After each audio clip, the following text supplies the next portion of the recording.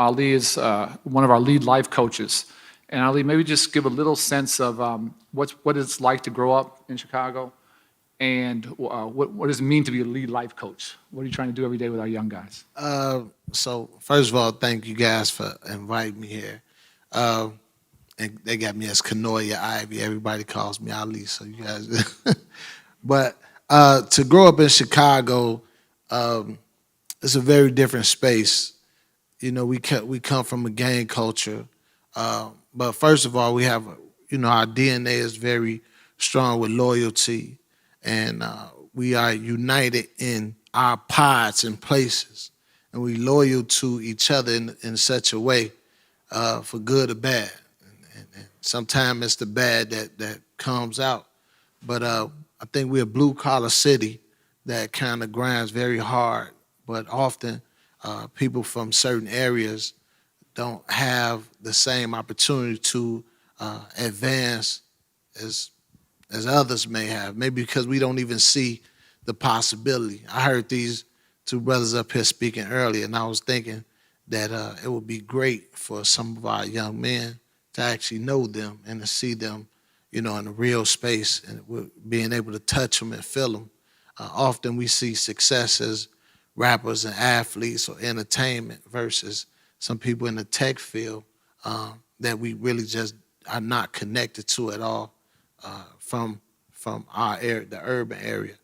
But being a lead life coach in Chicago for Chicago CRED has been a promising space for me just because I'm dedicated to the work. I really love and I have a deep passion for seeing these guys succeed. The only thing I ask for them is to be successful. I don't want anything other than that, not a tip or a vote or anything of that nature. It's just for them to succeed in life. So my job is not only to have a caseload myself, but I often train the life coaches under me with really identifying the barriers that these participants have that come in, and they vary from, you can imagine. Some of these young men deal with mental health issues. I heard you guys speak about that in a major way. This is a space that's not being addressed. This is why they have an issue with taking Xanax and Percocets and stuff. These are just medication. They kind of medicate themselves in that space, and then they also don't understand how to deal with emotions and anger and aggression in a way. Lastly, I would say it's for them, it's a very common space to never have a positive male role model to grow up and see themselves imitating, so they don't know kind of where they are and where they're trying to go in life. So my job is to kind of bring them in, be a role model to them, but also I identify them as young kings. I try to be an advisor to the young kings that's in our present. And then also I teach my team to do the same thing. Identify the barriers. Let's see how we're going to overcome those barriers with each particular participant, and then be a great advisor to them and an example in real life. Mr. Banks served a long time, was unfortunately locked away for a long time, came back out in 2019 and came to work with us. And talk about what you try and do with our young men as a life coach. What are the lessons you're trying to instill in them? Good evening, everyone. It's good to see everyone. My whole main thing is sitting in prison for them 26 years is a time where I reflected on what I could have did better with my life. And that's how you look at your time as you going in prison. What could I have did better? What changes could I have made? And then when you get that second win, you get that second chance, then you try to instill to other people that they don't walk them same steps that you walk. They don't make them same mistakes that you make. So I try to the best of my ability, and it's my every waking day, every moment, every second, to try to instill in them a possibility that they have a chance. That's the whole thing. They don't believe it, but you got to make them believe that they have a chance, and the choices that they're going to make in life is those critical choices is from there, even prison, or you keep on that path, then you end up dead. So we try to stop them as life coaches and try to teach them better ways in order to cope with the things that they're dealing with out there in the street. And like I said, this is an everyday, all-day job. And I wouldn't have it no other way because, once again, I got that second breath. And getting that second breath will give you a chance to not ever give up. Just like the brother said, I grew up in Inglewood, and that was the most poverty place in Chicago at the time. And growing up, I'm the fourth of 10 kids, and it's kind of hard. And then you talking about a mother who's on drugs, you talking about a lifestyle in which the only thing you can see out there is nothing but the drug game, the violent game, you know, and these things are constantly at your doorstep. So I don't want the next generation, which my generation lacked, in trying to provide a way for this generation. I want to be out here now for this generation to give them that choice and that chance and teach them a better way. Antonio, for folks that aren't from Chicago, which very few people here are definitely not from the south and west sides of Chicago, just talk about what it was like growing up in the hundreds, and just give a little sense. Good afternoon. In the beginning, it was like fun because I was a kid, so a lot of things I didn't experience until I started getting older.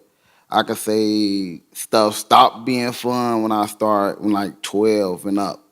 After 12, I started experiencing like death, getting shot at, being in dangerous places and stuff like that. So it wasn't fun because it was like a target on my back. Because like, dang, everywhere I go, if something happened, I can't escape it. It's like a roadblock. Every time I go somewhere, it's either shooting or something bad happening, a fight break out, something just negative. So like negative energy everywhere I went since I was 12. So I was experiencing like death, shooting, like close death. Like some of my close friends had passed away. I had family members that passed away from shooting. And I almost lost my life in shooting. Like my house has been shot up in multiple times and stuff like that. So it's like, it wasn't fun after like I started growing up, because as I'm growing up and not seeing like if I'm gonna grow up type stuff. So I wouldn't say it was fun type stuff growing up in Chicago until like I say the earliest ages, because at the earlier ages, the police was more active with you, like they'd pull over, stop. Like when I was 6 years old, I used to see police standing outside playing basketball or like football, passing out candy. But as I got old, I stopped seeing less and less of that and just more negativity. So I said it stopped being fun around like 12, 13. How did you hear about our program? I heard about the program on the streets. I heard a lot of like, they got outreach workers that drive through the neighborhoods, the 12 neighborhoods that's most dangerous. And I'm in one of the neighborhoods, so they'll drive through in the summer and then they'll see us and hop out like, oh, join the CRED program to reduce gun violence. At the beginning, I wasn't listening, like, nah, I ain't finna go there. Like, I was 18 and 17, so when I was looking at them come and keep pulling up, I'm like, at that age, I wasn't thinking I was gonna live past 21, so I didn't see no future. So as they keep coming, I'm like, man, I'm not finna go there, because there ain't no future for me. So why would I go somewhere and give it a try if I'm not finna have no future? And our violence, unfortunately, is every city is different. It's hyper-local. This is not South Side versus West Side. This is not white versus black. This is this block versus this block. So when you came into our site at 95th, the reality is we call it the opposition. We had folks in that site who you had been into it with before. And what's that like to walk into a site and see folks that on the street you might be trying to take each other's life? And how have you worked through those issues? First, I was in denial, like how when they were first trying to come get me in the program. When they got me in there and then they said who was gonna be in the program, I was real in denial, like, nah, I'm not finna be in here. I kept, like, they was like talking to me like, no, like, don't let that like stop you. So I had Banks and Ali and them telling me like, you won't want no person like to stop your chances in life. So they had, well, I was so in denial because so many like people was right there. I'm like, nah, I'm not finna be in here. So they had to pull me to the back because I was so in denial and sit me down and had to realize like the opportunity I was missing. Like, if you gonna let these people stop you from getting in their hair, well, what else you'll let them stop you from getting? That mean they'll be at a job somewhere that you'll let them stop you from getting a job. That mean they'll be somewhere else where it's an opportunity for you to change your life. That mean you'll let them stop you change your life. And I had to think like, nah, I can't let them do that. Like that's basically like letting somebody power me. So I had just like, let me force myself to work around these people. Banks, if you can talk about sort of how the gang structure's changed over time, and I never want to glorize or glamorize the gang structure in the past, but things have definitely changed and become more chaotic. So when you were coming up, talk about that structure now and the difference you've seen between then and what it's like now. Yeah, it's totally different. I mean, it's like the moon and the sun right now because what you got in my day and time, you have more structure. It was accountability. The things that's going on now in Chicago wouldn't be going on because it's hierarchy. It's people who that you got to talk to and people who you got to kind of get your decision from and make your decision. So right now, it's going out there is kind of wild and out of control now. There's no structure, but yet they still calling themselves this. They still claiming these names out there, but they don't want to go out the structure part of it. So you got people coming out of prison who used to be somebody and they don't want to listen to them now, who used to have some rank and position, but they don't want to listen now because when everybody was taken away from the street, that left the street unstructured, and then the kids that's growing up now, they're growing up without no structure. So only structure you will really have is when you come to prison. Now, as they come in prison, then they got to fall in line. But then when they get out of prison, then they go back to what they used to do and how they used to talk and how they walk out there. But the structure from now to then is totally different, man. And we right now ain't really trying to really structure them to the game mentality. We trying to structure them to a CRED mentality and trying to get their understanding of life to be formed where they can be their own men now. And Ali, you unfortunately served 8 years, and talk about what that was like and how you've come out and how you sort of dedicated your life to giving back to the community now. So at 17 years old, I went to prison for taking the life of a gentleman by the name of Larry Sterling. And when I reflect on it, it was a time when I basically was dealing with a lot of emotions. I was very, when I think about it now, I know, and I'm dealing with these young men, I know that I hadn't been able to process what I was going through. So I really identified my victim somewhat like it was a position he was in. He shouldn't have died, and his life was taken by me because of something that when I reflect on my cognitive behavior skills, I learned that I picked up a trait from my father who actually, because his drug abuse robbed my mother at a young age. He robbed my mother when I was young. And I had this thing where I said, I ain't gonna never let nobody take money from me. So this gentleman owed me some money, and my get back was him losing his life. On the day of my sentencing, I spoke to his family. I was able to turn around and speak to his family, and I told his family that I would when I came out of prison, I would dedicate my life to making sure nobody kind of did the same thing I did and actually made a different change. In the 8 years that I was in prison, I sort of had to adapt to the system that was actually going on. So I didn't really remember it until I was almost on my way home, probably about 2 years from coming home from prison.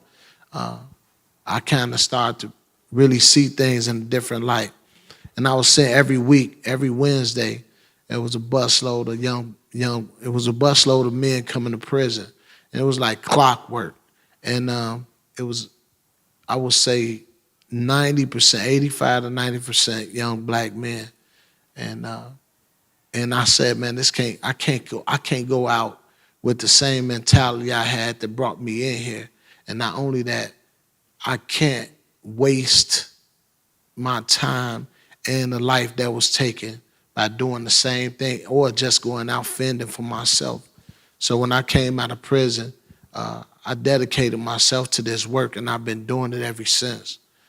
I see these young brothers trying their best to make it, but the reality is a lot of them, once again, dealing with trauma. I seen we did this march in D.C. where they were saying, the shooting victims of a school, it was 17. It was a mass shooting, and 17 students was killed. And we got participants that had 17 friends killed, at different times. And just imagine being traumatized every day. Every month you lose a friend. It's different from losing all 17 at one time. And then you knowing or you feeling like you're on that chopping block, right? So, that's why we really do this work. I think Arne Duncan, he speaks about, 15 neighborhoods, but Chicago has 77 neighborhoods. 15 neighborhoods are composed of this 80% of the gun violence in Chicago. We spent a ton of money on other things in Chicago. We got a Lincoln Yard project that's a $6 billion project. We got a police academy that's $900 million. The budget for gun violence for programs is less than $2 million. That's the history of Chicago. We know it's a problem, but it seems like our youth, our children have been pushed to the side or they not really looked at as important enough. I look at it and I'm like, okay, this reminds me if it was a house, the attic or the closet space. You only paint it when you really don't pay attention to the cobwebs in the attic or clean in the attic unless it's really, something you feel like doing it. We're not a priority. And that's what happens with our young people. No one is telling them about the tech world or being a pilot or being a fireman or stuff that, they don't see these people that look like them. So it's very hard for them to think about becoming someone in that space. And Antonio, for folks, again, we never want to blow through the hard stuff, so the issue of trauma. Talk about at what age you started losing friends to gun violence, and talk about at what age you started to carry a gun to protect yourself. The first age I experienced death was 10, and I had lost an older friend that used to come play basketball with me. He was like 16, 17, but he had died like 2 blocks away from where I lived from, and I was 10. So when my mom and them told me, it was like, it's like the word like love, like you don't know what love is, but you know what it is at a younger age, but you never felt it. So when I'm like at 10, I'm like, nah, didn't really feel death until 14 when I lost my cousin. She was a girl. She had got killed by another girl and gun violence. Then like 2 months later after that, I had lost my cousin. And then after that, it was just like I was losing a person every year. And then like the beginning of 2015, I had lost a close friend that used to be like, we used to play basketball and used to shoot dice together and stuff like that. He had passed away. And then that's when it turned left. Like that's when I'm like, he had passed away trying to fight. So when he tried to fight, somebody had started shooting out the crowd. He had ended up passing away. Then we ended up finding about on this app that's on Twitter called Spot News. So like the police ain't tell us, or like the family ain't tell us. We ended up finding that out on the Spot News app because we was looking like what happened to him because he never came back to the house. We ended up looking on the app and they ended up having a picture of his body with the white sheet over there.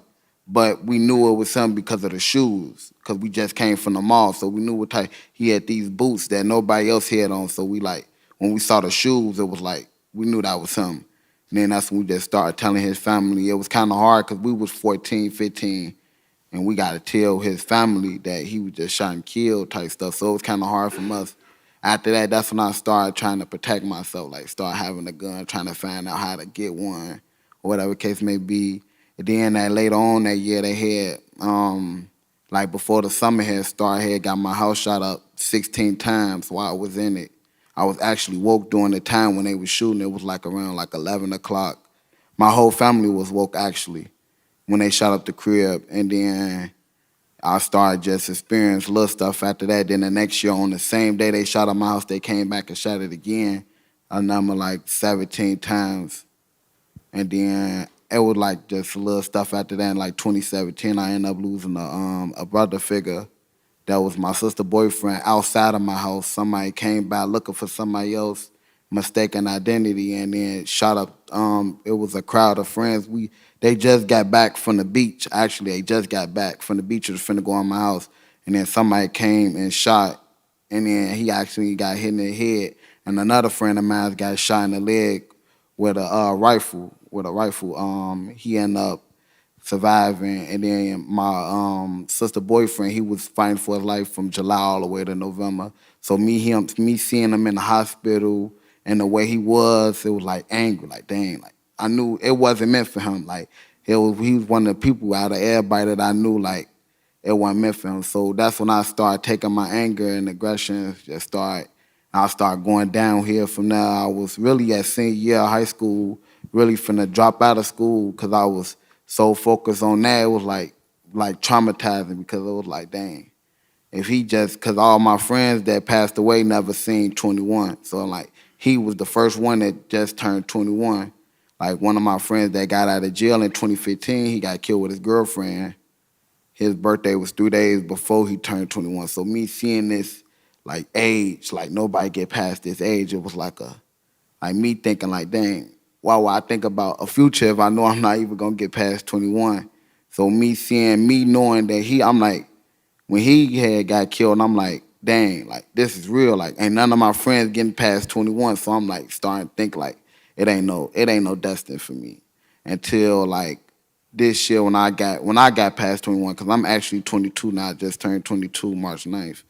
So when I had turned 21, it was kind of hard for me because it was like a dark place. Like I don't know how long it was like a TikTok, like a time. Like, I don't know how long I'm gonna have. And then that's when Craig was trying to get me the most. So I had seen when Craig was trying to get me, I'm like, let me just go ahead and go to Craig. This may be my way out. But when I was going through all that trauma, it was like a lot of anger because I was seeing a lot of stuff. I was into a lot of stuff that was in the meanwhile of going through them phases of my losing my friends. I was getting shot at. I was having to get out, wake up, go to school in the morning. Even though I'm living in the same house that the people shot up, I got to wake up, go outside every day and like think like I might not make it home type stuff. So I had forced myself to graduate because my mama got one of them old souls, you know. You don't graduate, it was like I wasn't gonna have no home. So I had to graduate to have somewhere to sleep. So I pushed myself even though knowing like it was a target on my back going outside every day. And pushed myself. I was slipping actually like the beginning of the year. I used to tell my mom I was going to school and I wasn't even going to school. I would go to my friend's house because I was so traumatized over the thing like what I'm finna finish school for, like what I'm finna get a diploma for if I'm not gonna even be able to use it or if I'm not gonna be able to see the success I'm gonna be able to get out of it. So when the teachers told my mama that I was finna fail, she kind of got on me. So I had to do everything fast to make up because I was actually lying to my mama because I'm like, I'm going to school.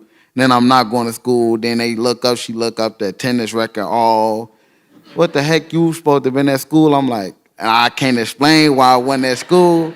So I'm like, dang, now I got to make up for all the stuff. So I had to hurry up and finish. But some of the teachers liked me in school. So they had helped me. So I had to stay overtime. I also had a job at the time too. So it was like a balance. Then I had to drop my jobs because I was really focused on just going to work. I had a job at McDonald's and that wasn't safe either because I was down there on the low end. And then when I went down there, I was experiencing different shootings and stuff like that. So it was because when I went down there, it was like a different environment. See me, I'm thinking like, oh, I'm in Roseland. That maybe just be the area. That just might be the problem. Now I went down there and started experiencing like people still getting shot. Like when I was at McDonald's, somebody actually got shot in the stove, like in the McDonald's. I'm like, dang, it ain't nowhere. Like, so now it's like still kind of like, dang, I'm trying to do the right thing. I got a job, still going to school, but I'm still around this negative energy. So I just said, forget it. I just stopped going to work. When I graduated, I had the summer, so I'm like, ain't nothing else for me to do but be outside.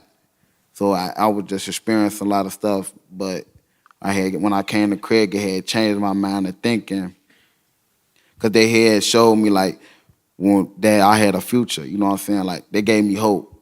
Banks and Ali and them talked to me and sat down and said like, you know, how much power I got. You know what I'm saying? How much what I could do and instead of being out here, I could be doing something else. I know how to work on cars. And Ali like, why you just don't work on cars? I'm like, I can't go outside because I live right there, and if I go outside and I work on cars, it's a chance of me getting shot at or whatever the case may be. So I can't work on cars like that. So I'll be trying to find spots to like work on cars, or like I have a car myself, so I had to go find a spot, go to my cousin's house all the way out somewhere that nobody knows just to work on my car type stuff. Ali, for you to see how far he's come, all the other guys you're working with, how does it make you feel? First, man, every time I hear him talk, it's like it's amazing because you know he's jolly. He's a very kind brother, a leader. But you know, somebody tried to kill him a couple months ago. Like this is not, you know, years ago. If he goes to Chicago, you know, goes back to his house, there's people looking to kill him right now. And it's not, so case in point, we did a talk in Jackson, probably about, I think, January. Since that time, 2 of our participants was murdered from January to, I think, last month. One was, I think, was 24, the other one 17. We deal with a specific group, like Arne said, someone who's considered a target or a shooter. And these are people, human beings, that for whatever reason, we're trying to go grab them and wrap our arms around them and let them know they loved and cared for. But at the end of the day, some of those people that's trying to hurt them, you know, they may not have the same hug, or, you know, they may not be somebody we reached out to or got to yet. So, you know, you looking at Antonio today, and it's, you know, it's not uncommon for next year for you to ask where Antonio at, and it may not be the same conversation. So that's just the reality. So many challenges in our work, but one of the biggest challenges is folks' work to change and to transform, and we have the joy of seeing it every day. We're still working and living in war zones, and as Mr. Banks does his work every single day to save the lives of our young men, he lost his son to gun violence last June. And given who he is and given his reputation and given his authority on the streets, it'd be very easy for him to inflict that pain on the shooter's family, and just walk through what it was like to lose your son and dealing with that grief and that loss, and still to keep your focus on living what you're trying to live every day with us. This question comes to me all the time about the loss of my son to gang violence. It's one of those things I've never faced or accepted yet. I'm still suppressing it. I'm still moving on, keeping myself busy, keep doing the work so I don't have to really sit down and really focus up on my son and the loss that he's no longer here. How I'm dealing with it, even from the street perspective, is that what I do is I said to myself is that I got to learn, if I'm telling these youngsters to stop shooting and killing one another, if I'm telling these youngsters to don't use revenge as the tool, put down a gun, then I got to be the example of that same talk. So when this has happened to me, I got to show them by my own example that we ain't gonna do no revenge, ain't gonna be no retaliation, that we gonna look.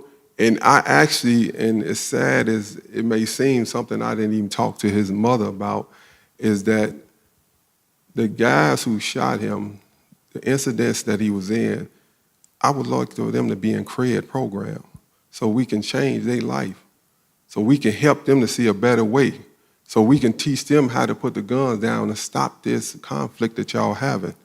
So this is where I'm at, because this is where I got to teach, and this is what I got to preach, and this is what I got to be example of to these youth that's following our example. Being a life coach is trying to direct their lives and trying to make them, teach them to overcome the trauma and give them ways, strategies, and different ways in order to be better, productive citizens out there in the world. So we got to show them through these examples right here. And you always think of life coaches. I want you to think of life coaches as you do trainers. We got to identify each individual with his own strategy, his own plan, his own obstacles, the things that he's faced with, and how he can overcome these things right here. And everyone is different. Antonio is different from the next person that's on my caseload, and I got to deal with each case differently. So this is how you got to think about life coaches. We got to set goals and we got to overcome obstacles for each individual. So on this toe right here, so everybody knew who my son was in Chicago, everybody knew who I was, and everybody sitting back and was waiting. What's the next move? There is no next move. There's forgiveness. There's overlooking. There's a time where I can say that, hey, again, where these guys at so I can go talk to them and tell them to come into the program. This is where I'm at with it. Hi, my name is Chris Winters. I am from Reading, Pennsylvania. I'm with the Boys and Girls Club there. We are seeing a rapid increase in violence, shooting violence among young men, both Latino and African American.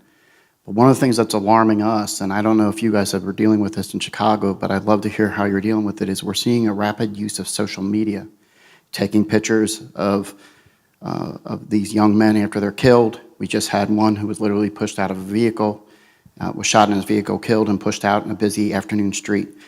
How do you combat that? How do you reach out to the members of your organization or that are coming in to deal with that kind of effect? Because quite honestly, I'm not sure any of us right now have any answers. So real quick, Antonio might not even know this, but we have a page called the Shot Podcast, which is it's a podcast, but it doesn't look like us, right? It's just a podcast page. And whatever, we always request them as friends and we follow them. And they kind of forget we follow them. So we definitely see all the stuff that they start to put up. So I know some of us have personal lives, like, man, that's our personal business. If you got to create a fake page, maybe some kind of whatever page, and then start to add those guys and go look on it, because that's basically the new journal. Facebook, Instagram, and Twitter, and then also Clubhouse. They just start talking freely. I definitely go on there and go listen to conversations, and trying my best to catch them doing something, saying something. I've done it many times, so that's where we at with that. So with the social media stuff, it's kind of hard because it's like basically like they got your phone number, so it's like a direct thing. So I had to block like literally everybody that I say that's pertained, because I used to get calls like 6 a.m, wake me out my sleep and stuff like that, just to aggravate me, just to get me angst up and stuff like that. So it was kind of hard for me at first. It was like, in the beginning, it was like a game, because it was like, okay, y'all on the social media. Then it started getting out of hand. Like, okay, now y'all disturbing my sleep or stuff like that. Call on my phone all weird times. So I had to block a lot of people, because there was so many people like they used to just call my phone weird times. Like, what did you call my phone at 5 o'clock in the morning for? Like, what? Don't you supposed to be asleep or something? So I used to so after once one of them did that, I just started blocking literally everybody, because I ain't want that no more, because it was kind of hard. Because it's kind of like hard if you seeing somebody like antagonize you. If you don't see it, then you won't worry about it. But instead of you seeing it, you open up your phone and you see your name, like, oh my God, now you gotta go through it again and all this other stuff. So it was better just to block them, so I wouldn't be able to see nothing, or they wouldn't see what's going on in my life. My name is Yurick Shannon. I'm actually I taught in Roseland, and I'm from the West Side, so very familiar, I guess, with all of this. But my question is, I'm in education. My work is steeped in school redesign, because I just don't believe that schools are serving kids the way that they should. And maybe this is for you, Antonio, but if you could think about your educational experience, what is it, your elementary school or high school, if you could reimagine school to really serve you better and your peers, to supplement and support the work to reduce gun violence, like, what would that look like outside of providing you a Chromebook, a textbook, and saying, write this paper, right? Like, what else would make students want to go and thrive at school and not just in the streets? It's like, okay, like elementary school, I feel like it's needed, because you gotta learn the basic learning. But then when you get to high school, it's like a lot of kids, so a lot of kids not getting the attention that they need. So it's like a lot of kids get to falling off. So I feel like high school should be like an economical school type stuff, like where you learn about credit and real stuff that you gonna face to the world, because I'm not using YB+2 right now. I'm not using none of that right now. So it's like, I got, like, they didn't teach me about credit or like buying a house or getting loans from, or try to open my own business. So it's like, when they just teach me this basic learning and then you just throw me out there to the real wolves, like, oh, now I don't know about credit, I don't know about how to open my own business, I don't know how to go on my own to even get my own like medical card, like stuff like that they like when you get out of high school that you need to know, because like if your parents pass away, then you really don't got nobody, because people really be assessing on their parents type stuff. Like their parents be doing a lot of the like medical, the ID portion and driver license, trying to help you do all that. But if the school need to start with that first, with like the economical stuff like that, because without that, like when they get out of school, then it's like they just go to the regular basic format, like, oh, I'm gonna work at McDonald's, or I'm gonna work somewhere that's easy, instead of like learning how to work somewhere that's like dealing with the technical issues or stuff like that that's beyond that we can even see.